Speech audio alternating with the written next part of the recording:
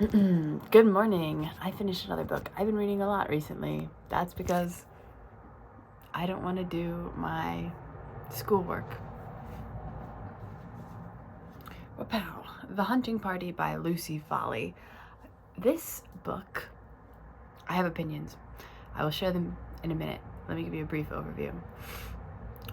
Lucy Foley is a murder mystery author. I didn't pick this book out for myself. This is a fun idea. Feel free to steal it. For Father's Day, my dad's been wanting to read more. I read a lot. As a gift for him, I said, you pick out a book and we'll read it at the same time, and then we could text and discuss, and it's kind of like a fun conversation point. And he was like, okay. So he went to the bookstore, and he knows I read a lot of Agatha Christie.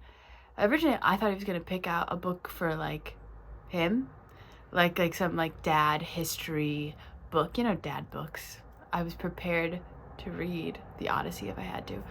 But he picked out this book because he was like, you like mystery, I like mystery sometimes. Like he likes like John Grisham. He's a lawyer. He likes lawyer books. He likes dad books. So he was like, I like mysteries, like this seems good. And at the time I was about to leave to go do my field work up in North Cumbria / near Scotland. And that's where this book takes place. It's more in Scotland, but I was right there, so sort of the same thing. And so he was kind of like, this is perfect. You're going to be in the wilderness, in a cabin, you know, in the grasslands up north, you know. It's a murder mystery. Like, it's kind of fun. I'm like, sounds good. So he picked out this book and we read it, and I've just finished it, and I think he's almost done with it. So if you're watching Dad, spoilers. Actually, I'm not going to spoil it because this is for my channel, but finish the book so we can discuss. I already sent him a voice note, so listen to my voice note. But anywho, The Hunting Party. It's a murder mystery. It's kind of like, it's set up, I really thought it was going to be more like Cluedo, because it's set up very much like Clue at the beginning, where it's like a bunch of people come for a New Year's party at this cabin in the middle of nowhere in the Scottish Highlands, but that's not quite the premise. So let me get into the premise. It's a group of friends. They all went to Oxford together, except for a couple of their partners didn't, but they all went to Oxford together. And they, every year for New Year's, they get back together and they do a party. And as they be getting older and getting more successful, this party becomes more of a, like, oh, we're going to travel here, we're going to do this, we're going to have a little retreat for New Year's. And so they take turns sort of planning it.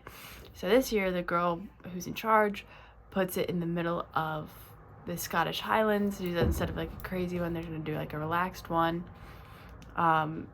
Pretty exciting stuff. And someone dies. Crazy. And then it's kind of like they get snowed in, and so they can't, you know, it's one of those. They're kind of like, oh, we're all stuck here. Something's happening. And this is all, you know, this is happening in like the first couple of chapters. So this isn't, I'm not spoiling anything there. Like, you know, this is going to happen. They set it up because, and this is one of my things about this book, the timeline jumps around a lot. So you'll have a chapter that's after the murder took place, and then the next chapter will be 3 days before, or on the train on their way there, and then flash forward to, like, you know, more details about the murder. It's kind of, it jumps around, so it's jumping, the writing style is it's jumping between perspectives of characters, and there's like a lot of characters. So it's jumping between the perspectives of the employees at the hotel and the friends who have booked the hotel, and it's jumping between them. And also on top of that jump, which is already hard for some people, it's jumping time, which is quite annoying. My mom also decided to listen to the audiobook, and I think the jumping time kind of annoyed her because in the audiobook it's not as clear as, like, obviously, I'll show you. When I'm girl, my Kindle sometimes just, so like, you know, like now, and then it'll say it's January 2nd, so you know it's the day after New Year's Day. I read a lot of mystery, as you might know if you've watched this channel. And I've read books similar to this one, and that this is how the book does. This is how they set it up. It's kind of like you're in the dark about pretty much everything, and you're learning everyone's backstory because it's jumping around. You're learning how everyone is interconnected with each other, how these people know each other. And so, but some of the details you don't know are like, you don't know who's dead, and obviously you don't know who did it. It's a whodunit, but you don't have any of the details, which I think can be done really well. But I would say generally by the half point of the book, you should know who's dead. I don't know. It got under my skin because it really slowed down the read for me, because I read murder mystery, and part of the joy I have of reading it is trying to solve the case. But it felt like the entire time I was reading this, it felt like, oh, the characters know more about what's going on than I do as the reader. Like, usually when I read a murder mystery, I'm like, I have more details than like individual characters, and so I'm trying to piece it together like, oh, they don't know this person's mad about this and this person does this. And you can't really do that in a book where you don't know who's dead, or who did it, or anything. You have some suspicion about some characters, but it's kind of like set up in that every character has a motive or some sort of, they all don't get along great. And so you're like, oh, but who doesn't get along enough to like kill someone? And also, who's dead? I don't know. It made it slow for me because I was like, I got to halfway and I'm like, okay, they gotta reveal something. I need a little something to keep me going, to keep me turning the page. No, you get nothing. The writing was beautiful. I love the development of the characters. I like, it was really thought out. Characters had like redemption arcs and all sorts of things. I'm not going to tell you anything about them because that'll spoil the book. But like, there are things that happen in the book that like the characters develop really well, and they have like this very full, well-rounded story within a single book, which I think is kind of hard to do. And so I did like the writing style of this book, and so I might check out some of Lucy Foley's other books. The mystery for this one was too in the dark. It was too, oh, you're gonna tell me everything at the end and then it'll be super obvious. Like, I would rather it be set up where it's like, I know who's dead, but it's not super obvious who did it or how they died or why, instead of you being like, this is everyone's personality, and then at the end, bam, this is who said, this is how it happened. I'm like, this was too much, and it kind of rushes the ending, and it really slows down the pace of the book. But I like it, and I liked how to, I will say, one complaint that I sent to my dad was it feels like it was written to be a movie script or for a show.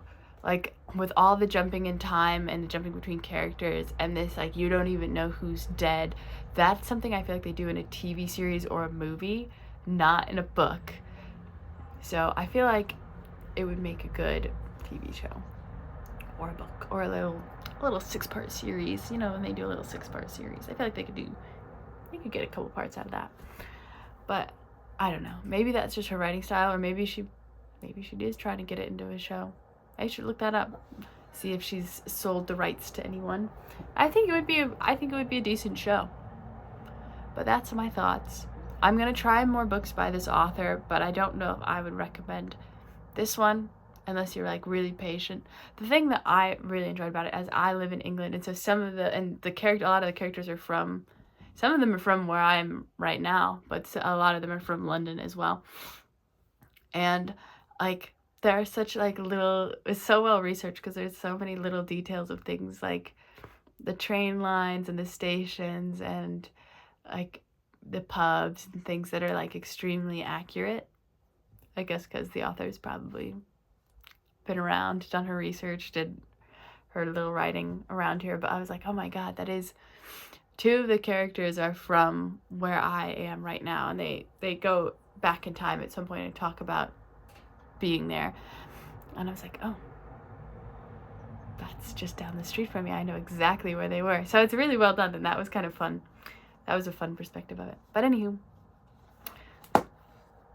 I'm not sure what I'm reading next. I'm going away for 10 days, so I'll definitely be reading something. Hopefully working on my dissertation, but realistically I will be reading something. I don't know. I finished all the books on my currently reading list because I start many books at the same time, and then I finished them all at once, which is why you're getting like 3 videos at once. But I haven't decided. I haven't decided what I'm going to read, or even what genre I'm going to read. But I'm staying with a friend, so I might just steal something off her shelf and read it while I'm there. Ciao.